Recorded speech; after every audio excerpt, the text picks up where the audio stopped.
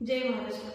मागील 1 महिन्यापूर्वी बार्शीमध्ये वारंवार गर्भलिंग परीक्षण मशीन्स काही आढळून आल्या. त्याच पद्धतीने काही संशयित आरोपी आढळून आले. काही कुटुंब आहेत जे गर्भपात करण्यामध्ये त्यांचा सहभाग आहे. तर अशा लोकांवरती प्रशासनाचा लक्ष नाही हे आपल्याला दिसून येत आहे. कारण संशयित आरोपींकडे जवळपास 51 गर्भपाताचे अनधिकृत औषध आणि काही मेडिसिनचे पाकिट आज आपल्याला आढळून आलेले दिसले. हे फक्त बार्शी तालुक्यापुरतं मर्यादित नसून सोलापूर जिल्ह्यातील अनेक बाकीच्या तालुक्यांमध्ये देखील अशा घटना घडताना आपण रोज पाहत आहोत.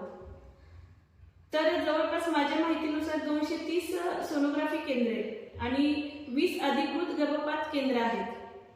शासन स्तरावरती प्रत्येक 3 महिन्याला या केंद्रांची तपासणी होणे हे बंधनकारक आहे.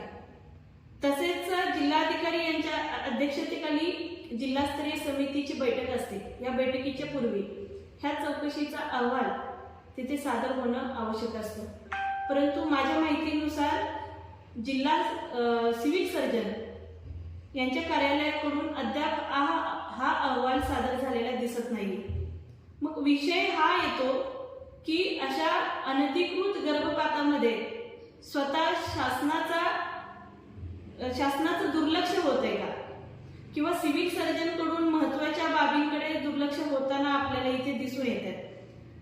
तर प्रशासनाला माझा प्रश्न आहे की यामध्ये ह्या ज्या घटना घडतात आहेत या घटनेमध्ये हा एका व्यक्तीचं काम नसून त्याच्यामध्ये अनेक गुन्हेगारांची साखळी आपल्याला असताना इथे दिसून येते.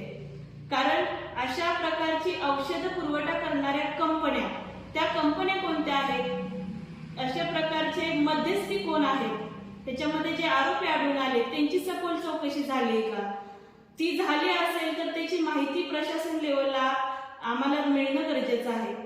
कारण आज स्त्री भ्रूण हत्येसारखे हृदय पिळवटून टाकणाऱ्या घटना घडतात आणि या घटनांकडे आपण 2 मिनिटांसाठी लक्ष देतो आणि कालांतराने हे विषय कालबाह्य होऊन जातात. तर कुठेतरी प्रशासन सुद्धा ह्या गोष्टींना जबाबदार आहे.